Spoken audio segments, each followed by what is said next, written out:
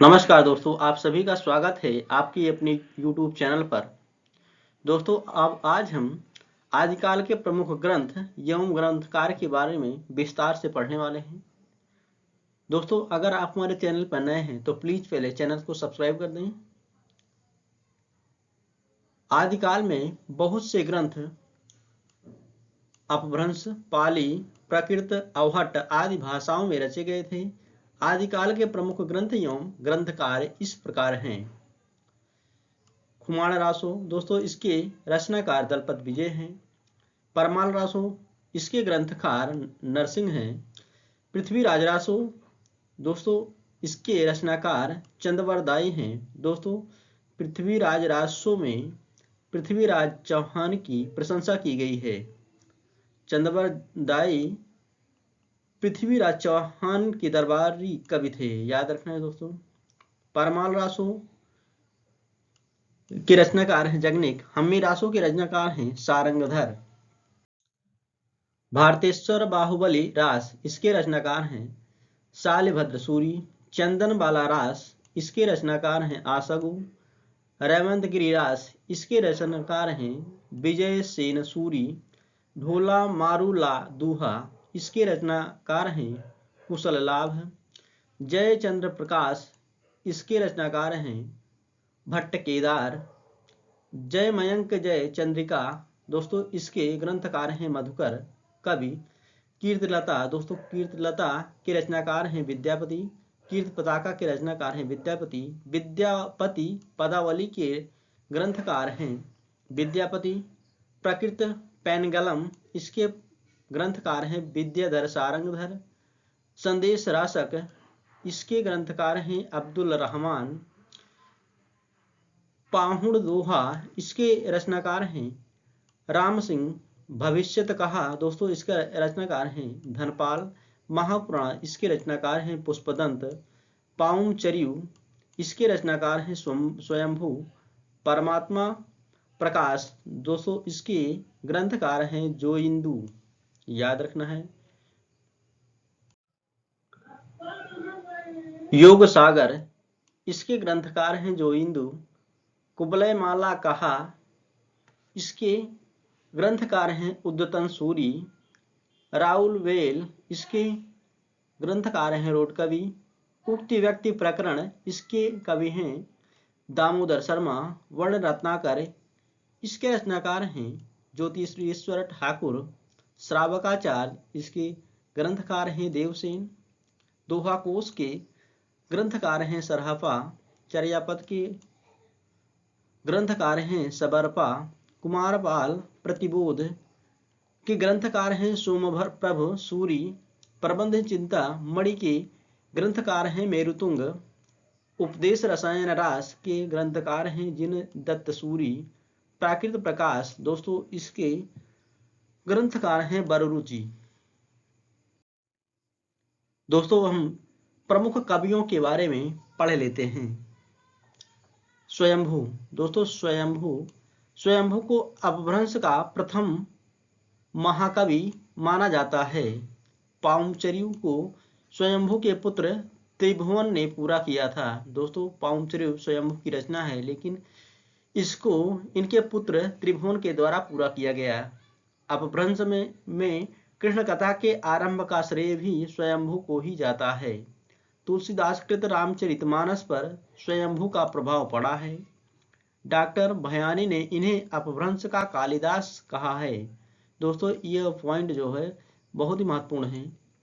Doctor Bhayani ने इन्हें अपभ्रंश का कालिदास कहा है। पाउमचरियु 5 कांड तथा 83 संधियों वाला विशाल महाकाव्य है। यह अपभ्रंश का आदि काव्य माना जाता है। राहुल सांकृत्यायन ने स्वयंभू के रामायण को हिंदी का सबसे पुराना और सबसे उत्तम काव्य माना है। पाउमचरियु में राम का चरित्र विस्तार से वर्णित है, जिसमें राम को अंत में मुनीन्द्र से उपदेश के बाद जैन आदर्शों के अनुकूल निर्वाण प्राप्त करते दिखाया गया है। स्वयंभू को अपभ्रंश का वाल्मीकि तथा व्यास भी कहा जाता है। ये अपनी भाषा को देसी भाषा कहा है स्वयंभू ने अपनी भाषा को। दोस्तों हम पढ़ लेते हैं पुष्पदंत कवि के बारे में। डॉक्टर भयानी ने इनको दोस्तों अपभ्रंश का भवभूति कहा गया है।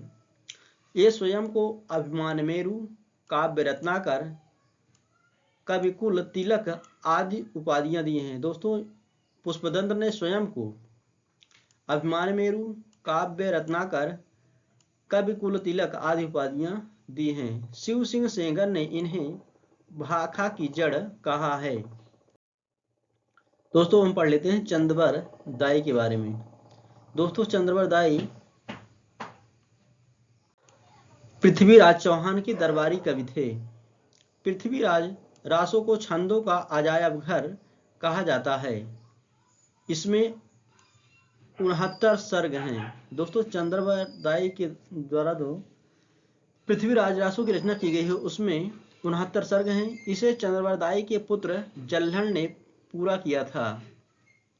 रामचंद्र शुक्ल के अनुसार दोस्तों रामचंद्र शुक्ल ने चंद्रवर दाई के बारे में कहा है, ये हिंदी के प्रथम महाकवि माने जाते हैं और इनका पृथ्वीराज रासो हिंदी का प्रथम महाकाव्य है। यह ग्रंथ न तो भाषा के इतिहास के और न साहित्य के इतिहास के जिज्ञासुओं के काम का है। यह पूरा ग्रंथ वास्तव में जाली है। मिश्र बंधुओं ने चंद्रवर दाई के बारे में लिखा है, हिंदी का वास्तविक प्रथम महाकवि चंद्रवर दाई को ही कहा जा सकता है।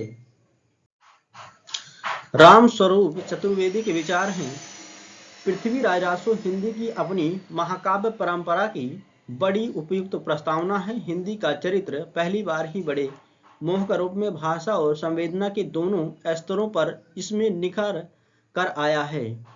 दोस्तों बच्चन सिंह के अनुसार यह एक राजनीतिक महाकाव्य है। दूसरे शब्दों में राजनीति की महाकाव्यात्मक त्रासदी है। दोस्तों हम पढ़ लेते हैं विद्यापति कवि के बारे में। कीर्तिलता को विद्यापति ने स्वयं कहानी और स्वयं इसकी भाषा को अवहट्ट कहा है। दोस्तों कीर्तिलता जो विद्यापति के द्वारा लिखा गया है, इसकी भाषा जो है विद्यापति ने अवहट्ट बताई है। विद्यापति पंडित हरिमिश्र और के शिष्य थे। पुरुष परीक्षा इनकी ही रचना है। इनका संबंध शैव संप्रदाय से था। हिंदी में इन्हें कृष्ण गीत परंपरा का प्रवर्तक माना जाता है, जबकि हरप्रसाद शास्त्री ने इन्हें पंचदेव उपासक माना है। विद्यापति को दोस्तों मैथिल कोकिल, अभिनव जयदेव, कवि शेखर, कवि कंठहार, कवि रंजन, खेलन कवि, दशावधान, पंचानन इत्यादि उपाधियों से विभूषित किया गया है। दोस्तों विद्यापति की उपाधियों को आपको याद रखना है। बच्चन सिंह ने इन्हें जातीय कवि, हजारी प्रसाद द्विवेदी ने इनको श्रृंगार रस के सिद्धवाक कवि कहा है। निराला ने पदावली के पदों को नागिन की लहर कहा है। दोस्तों पदावली के पदों को किसने नागिन की लहर कहा है? तो इस होगा निराला ने। रामचंद्र शुक्ल के अनुसार विद्यापति के पद अधिकतर श्रृंगार के ही हैं, जिनमें नायिका और नायक राधा कृष्ण हैं। विद्यापति को कृष्ण भक्तों की परंपरा में नहीं समझना चाहिए। आध्यात्मिक रंग के चश्मे आजकल बहुत सस्ते हो गए हैं, उन्हें चढ़ाकर जैसे कुछ लोगों ने गीत गोविंद के पदों को आध्यात्मिक संकेत बताया है, वैसे ही विद्यापति ने इन पदों को भी। दोस्तों ये उपर्युक्त कथन है रामचंद्र शुक्ल के। अमीर खुसरो। दोस्तों अमीर खुसरो के बारे में हम पढ़ लेते हैं। खरीक बारी वस्तुतः फारसी हिंदी शब्दकोश है।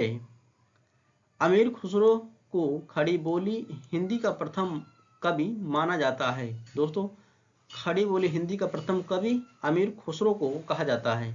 इनका नाम अबुल हसन था और इनके गुरु निजामुद्दीन औलिया थे। दोस्तों अमीर खुसरो के गुरु निजामुद्दीन औलिया थे। अलाउद्दीन खिलजी ने तोता ए हिंद। दोस्तों अलाउद्दीन खिलजी जो खिलजी वंश का शासक था, इसने अमीर खुसरो को तोता ए हिंद, डॉक्टर ईश्वरी प्रसाद ने कवियों में राजकुमार तथा डॉक्टर रामकुमार वर्मा ने अवधि का प्रथम कवि कहा है अमीर खुसरो को। दोस्तों अमीर खुसरो के बारे में रामचंद्र के कुछ कथन हैं। कबीर की अपेक्षा खुसरो का ध्यान बोलचाल की भाषा की ओर अधिक था।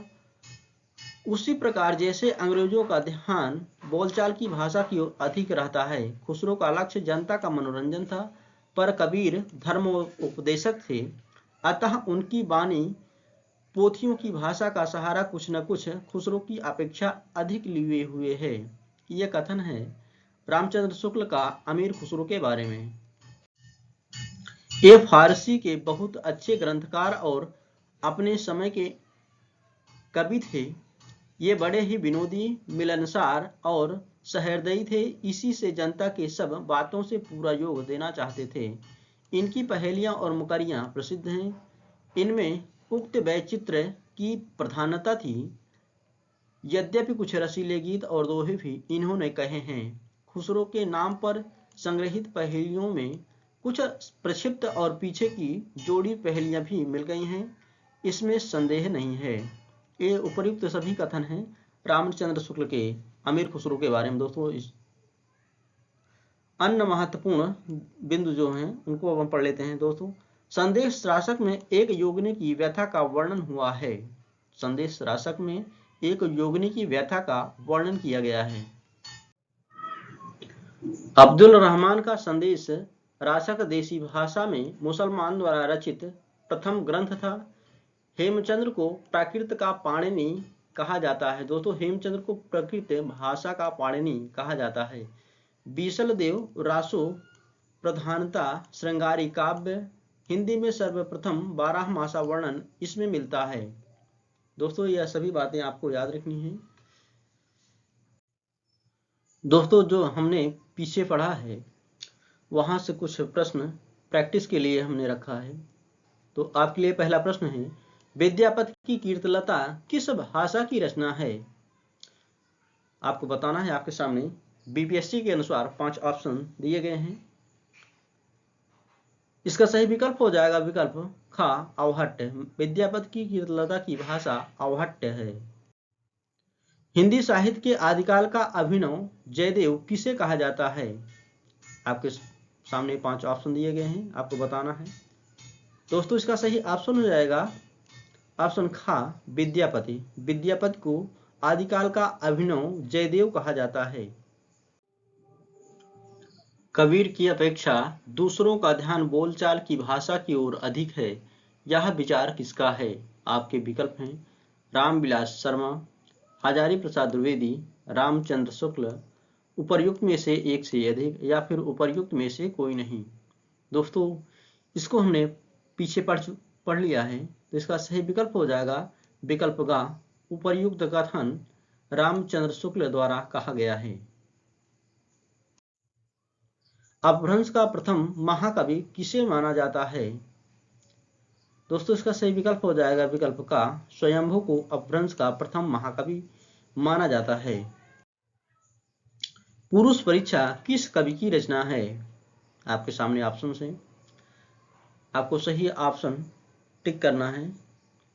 इसका सही विकल्प हो जाएगा विकल्प ख, विद्यापति की। पुरुष परीक्षा विद्यापति की रचना है। स्वयंभू के रामायण को हिंदी का सबसे पुराना और सबसे उत्तम काव्य किसने माना है? इसका सही विकल्प हो जाएगा विकल्प का, राहुल सांकृत्यायन ने। इनमें से किस जैन कवि को अपभ्रंश का वाल्मीकि कहा जाता है? इसका सही विकल्प हो जाएगा दोस्तों विकल्प ख, स्वयंभू को अपभ्रंश का वाल्मीकि कहा जाता है। निम्नलिखित में से कौन सा रासो ग्रंथ छंदों का अजायब घर कहलाता है? आपके सामने विकल्प दिए गए हैं, आपको सही विकल्प चुनना है। इसका सही विकल्प हो जाएगा विकल्प ग, पृथ्वीराज रासो को छंदों का अजायब घर कहा जाता है। आध्यात्मिक युग के चश्मे आजकल बहुत सस्ते हो गए हैं। रामचंद्र शुक्ल ने यह टिप्पणी किस कवि के संदर्भ में की है? आपके सामने विकल्प दिए गए हैं, आपको सही विकल्प चुनना है। इसका सही विकल्प हो जाएगा विकल्प अंगा, उपर्युक्त में से कोई नहीं, क्योंकि उपर्युक्त कथन रामचंद्र शुक्ल ने विद्यापति के बारे में कहा है, जो कि ऑप्शन में नहीं है। खुसरो की रचना खालिक बारी वास्तुतः है। आपके विकल्प हैं पहेलियों का संकलन, मुकरियों का संकलन, मनोरंजन परक रचना, उपर्युक्त में से एक से अधिक या फिर उपर्युक्त में से कोई नहीं। इसका सही विकल्प हो जाएगा विकल्प अंगा उपर्युक्त में से कोई नहीं, क्योंकि खुसरो की रचना जो है खालिक बारी दोस्तों यह एक शब्दकोश है।